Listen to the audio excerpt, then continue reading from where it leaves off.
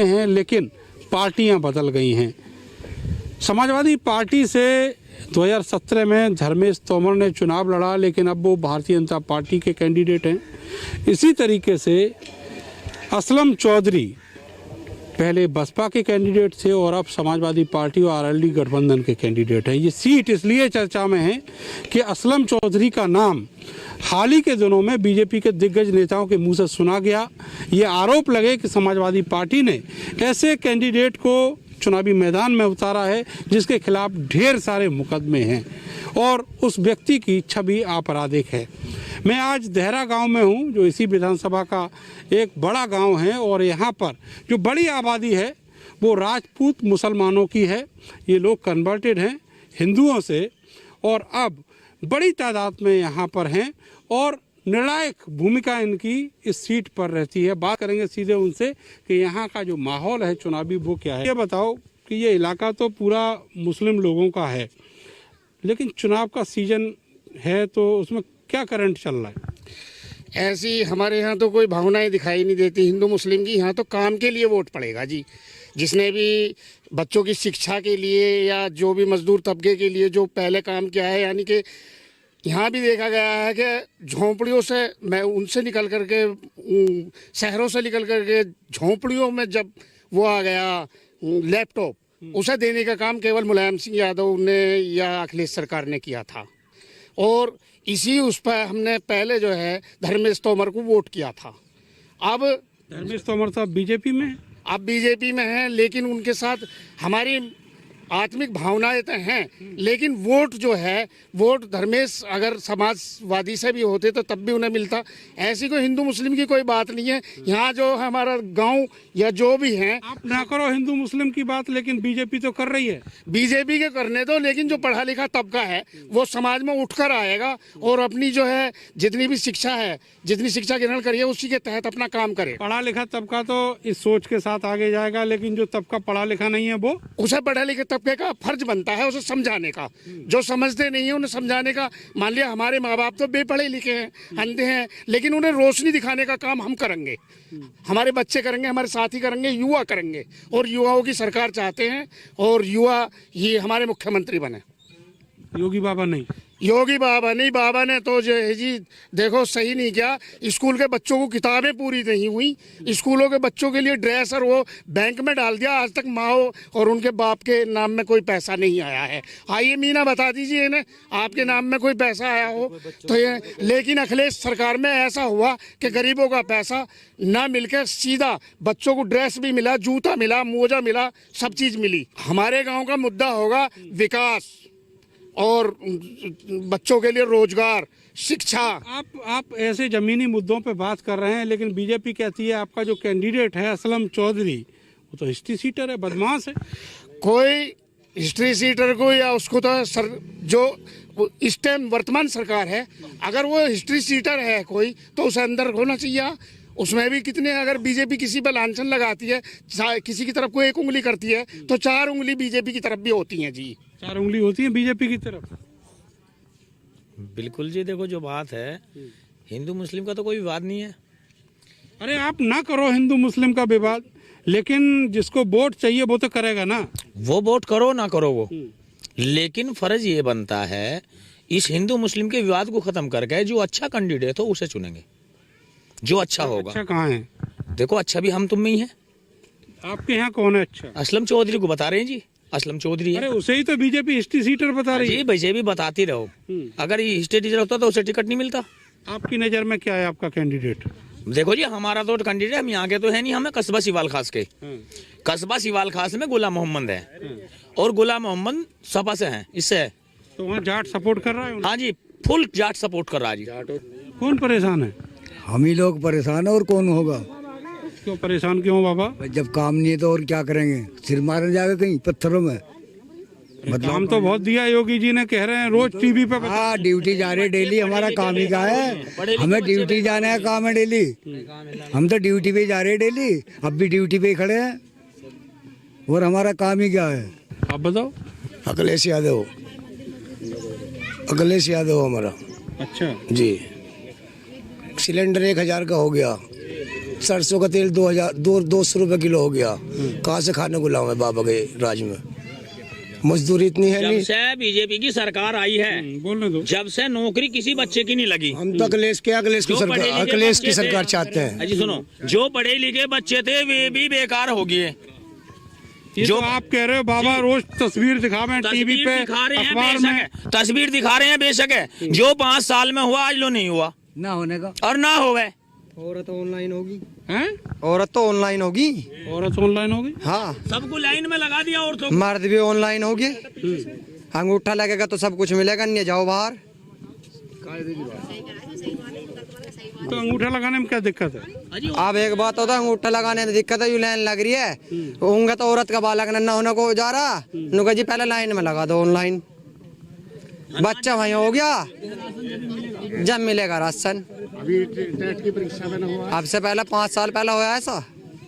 अच्छा ये बताओ कि ये अभी अमित शाह गए थे कैराना में, उससे पहले योगी जी गए थे कैराना में, और जिन्ना निकल के आ गया इस चुनाव में पाकिस्तान निकल के आ गया, कैराना का मुद्दा निकल के आ गया। क्या रंग देगा ये मुद्दा जो है? रंग तो दे दिया, मोदी भी पंजाब गया, उसे भी रोक दिया। अच्छा वो बदला बराबर हो गया।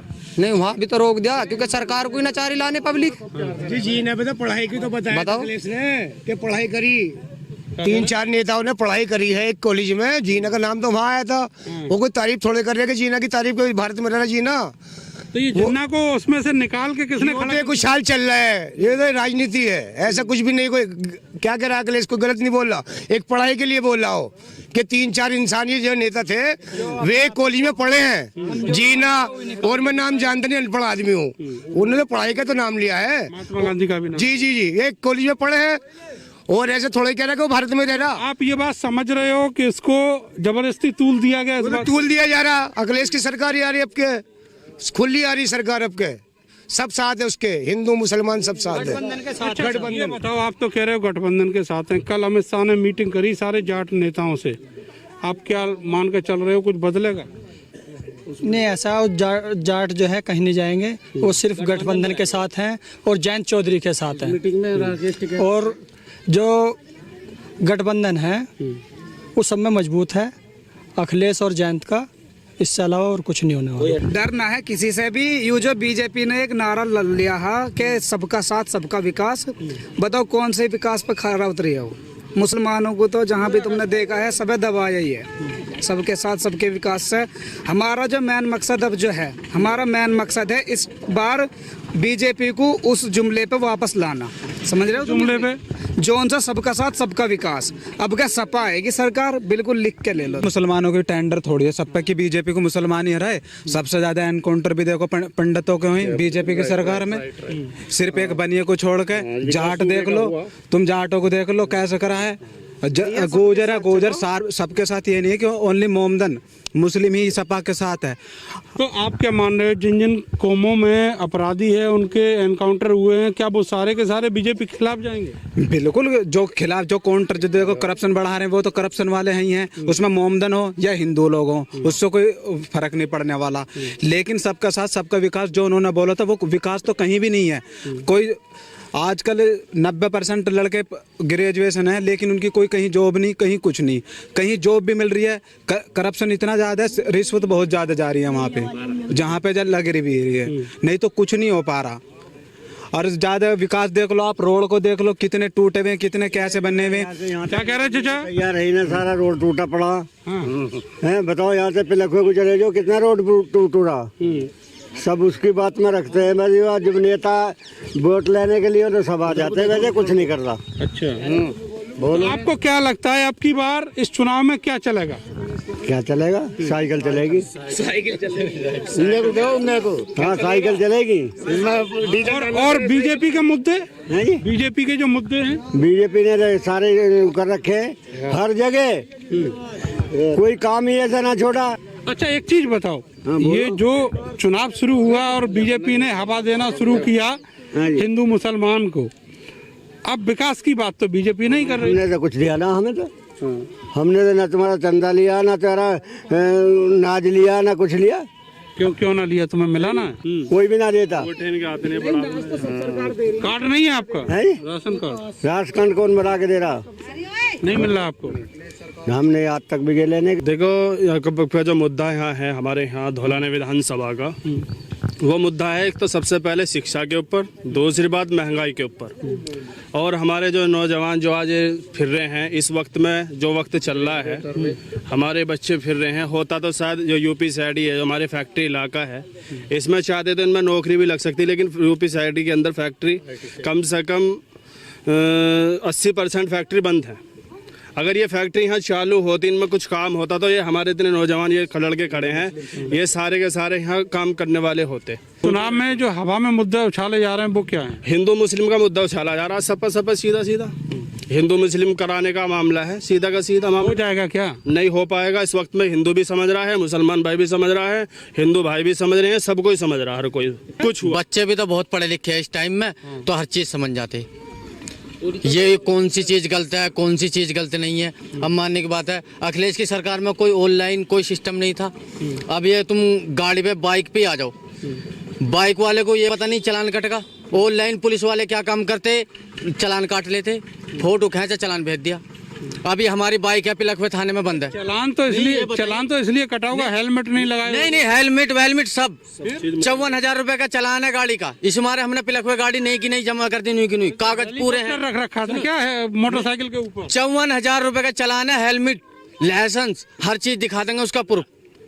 जब भी ये बीजेपी की सरकार में जब से ये ऑनलाइन हुआ है ना, पुलिस प्रशासन जो इन्होंने बहुत अपना इन्होंने कमाई करी है, और पब्लिक को जो बहुत महंग उससे परेशान करा है। तो लोग आजिज हैं सरकार से।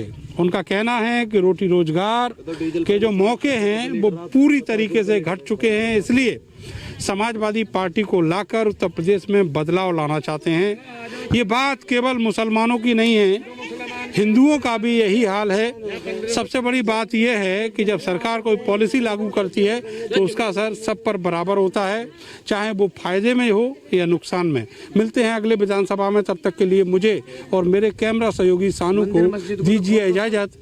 भारत समाचार को देखने के लिए आप हमें यूट्यूब पर भी सब्सक्राइब कीजिए। नमस्कार।